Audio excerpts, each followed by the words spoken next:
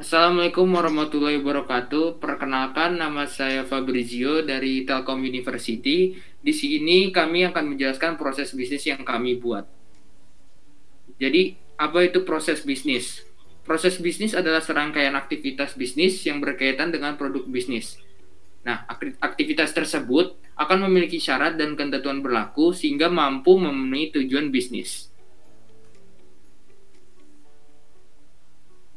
Nah, pada slide ini saya akan jelaskan salah satu contoh proses bisnis dari salah satu perusahaan properti. Nah, proses bisnis yang kita ambil yaitu tentang penyediaan material. Penyediaan material ini sangat diperlukan karena tanpa adanya penyediaan material, proses pembangunan tidak akan dapat dijalankan dengan baik. Nah, adapun beberapa aktor pada proses bisnis ini. Di sini ada tukang, bagian gudang, supplier, bagian finance, dan bagian logistik. Pada slide ini, notasi yang kami gunakan yaitu ada event, activity, giveaway, data object, association, sequence flow, message flow, pull, dan link.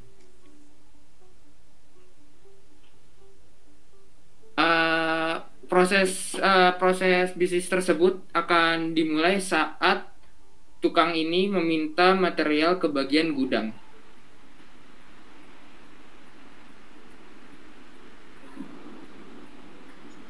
Nah, jika di bagian gudang itu tersebut ada material stok, selanjutnya itu dia akan mengirimkan balik materialnya ke tukang.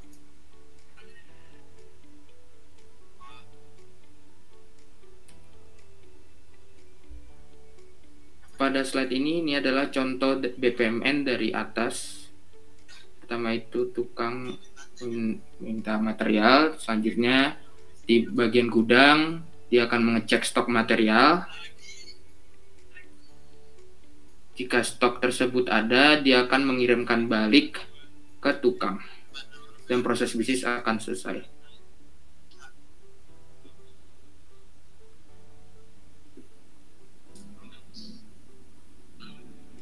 Nah, jika bagian gudang ini tidak ada material yang cukup, bagian gudang ini akan membuat format permintaan material dan mengirimkan ke bagian logistik.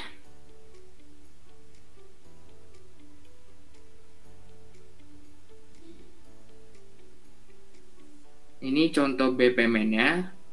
Jadi, dia mengecek stok material. Jika tidak ada, dia akan membuat format permintaan material, terus data objek, terus mengirimkan ke bagian logistik.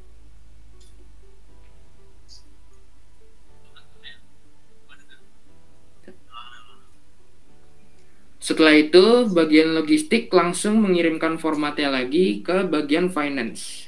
Dan setelah itu, bagian finance akan menerima format permintaan material tersebut. Ini adalah contoh BPMN-nya. Tadi dari lanjutan di atas, langsung dikirimkan dari bagian gudang dan langsung mengirimkan lagi ke bagian keuangan atau finance. Nah, pada slide berikutnya akan dijelaskan oleh rekan saya. Oke, selanjutnya bagian finance akan mengecek format permintaan dokumen. Jika format yang diterima tidak sesuai, maka bagian finance akan mengembalikan format permintaan material ke bagian logistik.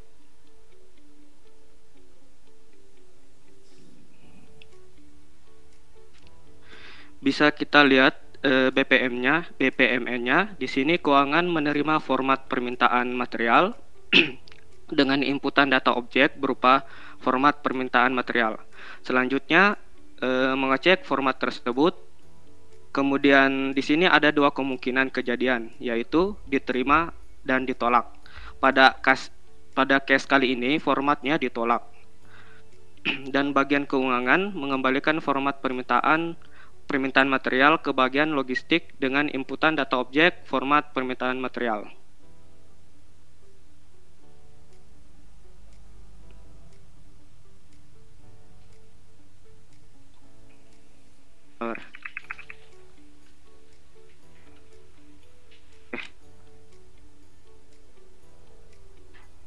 Oke, dari yang sudah kita lihat tadi, keuangan mengambilkan format permintaan material ke bagian logistik. Selanjutnya, bagian logistik akan meneruskan format permintaan material ke bagian gudang. Dan bagian gudang akan mengurangi jumlah permintaan material. Oke, bisa kita lihat BPMN-nya. Logistik mengirimkan format permintaan barang ke gudang. Selanjutnya, gudang menerima format tersebut dan inputannya berupa data objek, yaitu format permintaan material. Kemudian gudang mengurangi jumlah permintaan material.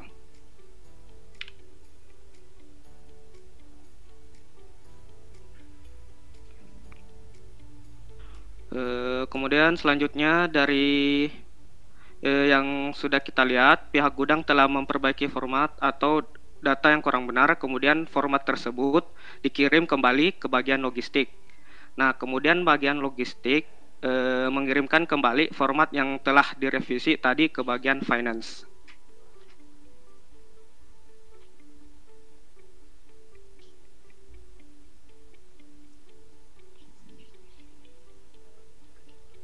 Kemudian ini merupakan contoh dari BPM-nya. Pihak gudang mengurangi jumlah permintaan material, kemudian mengirimkan format material yang sudah direvisi ke bagian logistik, kemudian bagian logistik meneruskannya ke bagian finance atau keuangan.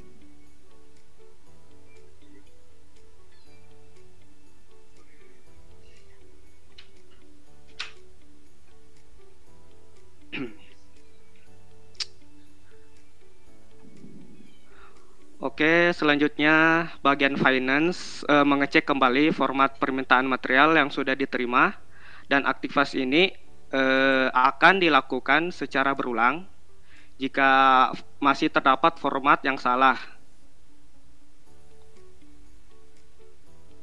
Oke, kita bisa lihat di bagian BPMN ini, aktivitas tersebut akan kembali berulang jika masih terdapat format atau format permintaan material yang salah gitu.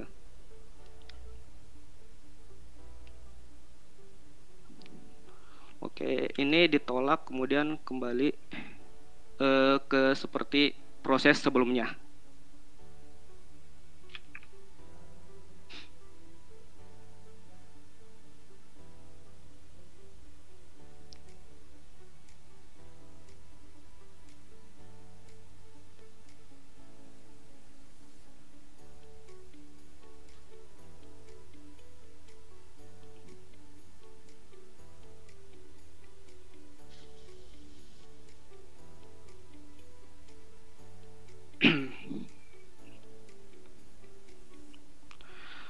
Oke, selanjutnya bisa kita lihat BPMN yang di sebelah kiri itu sebelum ada event join lanjutannya, dan di sebelah kanan contoh BPMN jika sudah memiliki lanjutan atau sudah diteruskan proses bisnisnya. Oke, selanjutnya mungkin bisa dilanjutkan oleh Sandrina. Nah, di sini bagian finance akan mengecek format permintaan material. Selanjutnya, bagian finance akan mengkonfirmasi format permintaan material dan mengirimkan format permintaan material kepada bagian logistik. Setelah itu, bagian logistik akan menerima format permintaan material tersebut. Bisa kita lihat BPMN-nya. Setelah bagian finance mengecek format penerimaan material, lalu dihadapkan kepada dua kondisi, di mana format tersebut bisa diterima maupun ditolak. Saat ini kita memilih untuk diterima, dan bagian finance akan mengkonfirmasi format permintaan material tersebut. Setelah itu, bagian finance akan mengirimkan format tersebut kepada bagian logistik dan diterima oleh bagian logistik.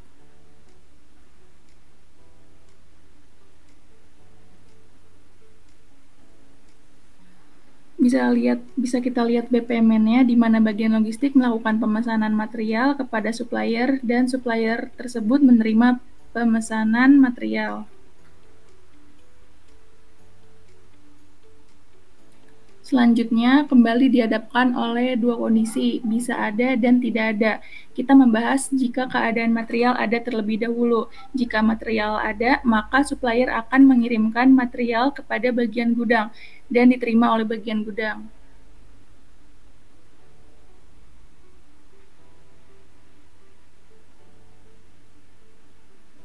Dan jika tidak ada, supplier akan menyediakan material tersebut dalam jangka waktu 5 hari. Setelah waktu yang ditentukan, supplier akan mengirimkan material tersebut ke bagian gudang.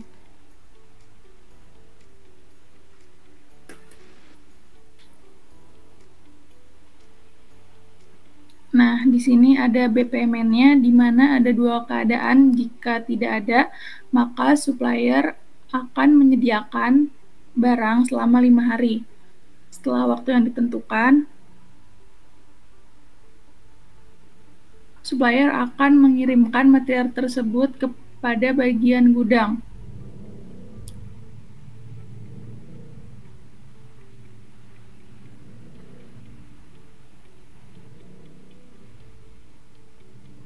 Dan jika barang tersebut ada, maka supplier akan mengirimkan barang tersebut ke bagian gudang.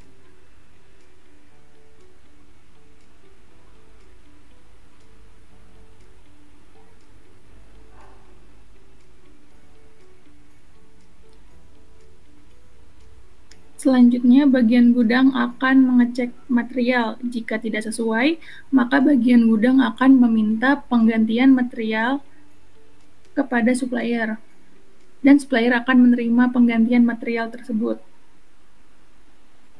Nah, aktivitas ini akan dikerjakan secara berulang. Apabila pengecekan material yang dilakukan oleh bagian gudang tidak sesuai, maka bagian gudang akan tetap meminta penggantian material tersebut. Nah, di sini ada BPMN-nya, di mana setelah bagian gudang menerima material dan mengeceknya, dan material tersebut ternyata tidak sesuai, maka bagian gudang akan meminta penggantian material kepada supplier. Lalu supplier akan mengecek stok material dan akan mengirimkan ulang kepada bagian gudang.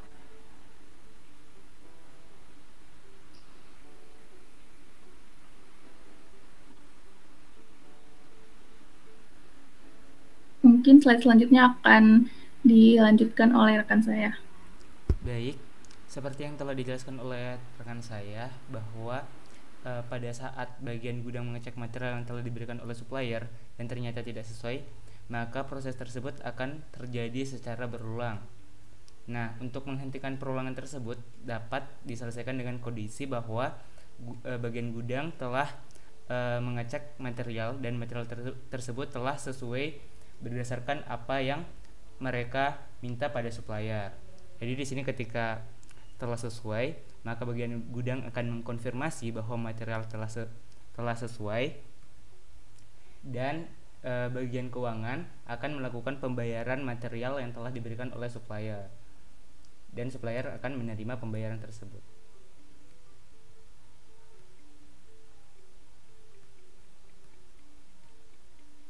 Nah, di sini dilihat dari contoh penggunaan permodalan BPMN. Di sini ketika bagian gudang telah mengecek material dan materialnya telah sesuai, maka looping akan tidak terjadi lagi. Dan setelah itu bagian gudang akan mengkonfirmasi bahwa material tersebut telah sesuai. Setelah itu bagian keuangan akan melakukan pembayaran material yang telah diberikan oleh supplier.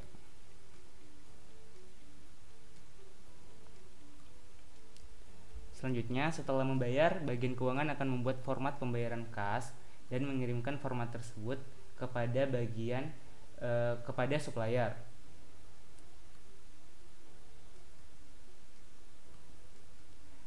Setelah diterima, maka supplier akan menandatangani format pembayaran kas tersebut. Dilihat dari contoh BPMN bahwa bagian keuangan akan membuat format pembayaran kas dan mengirimkannya. Setelah mengirimkan akan diterima oleh bagian supplier dan ditandatangani oleh supplier.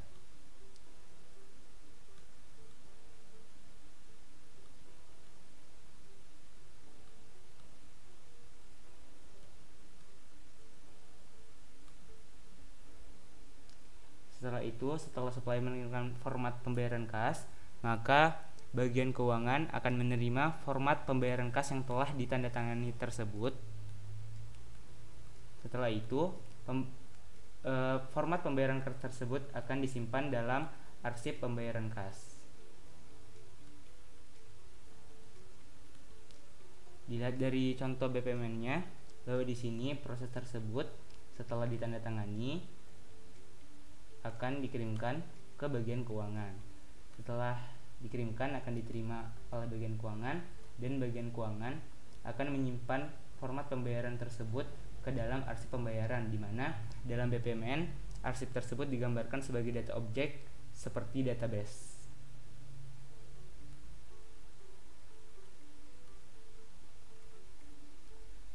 Selanjutnya, setelah menyimpan arsip tersebut, bagian keuangan akan mengkonfirmasi bahwa pembayaran material telah dilaksanakan, dan setelah itu bagian gudang dapat menyimpan barang material tersebut dalam gudang. Nah, setelah itu, setelah material disimpan dalam gudang, maka bagian gudang dapat mengirimkan material tersebut kepada tukang, dan dan tukang akan menerima material tersebut.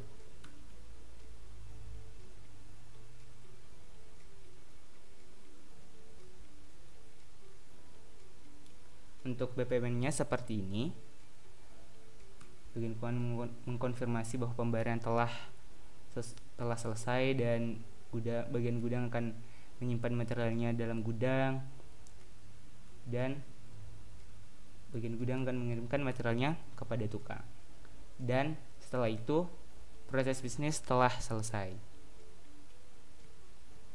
Nah, mungkin sekian dari penjelasan proses bisnis dari kami. Kurang dan lebihnya mohon dimaafkan. Assalamualaikum warahmatullahi wabarakatuh.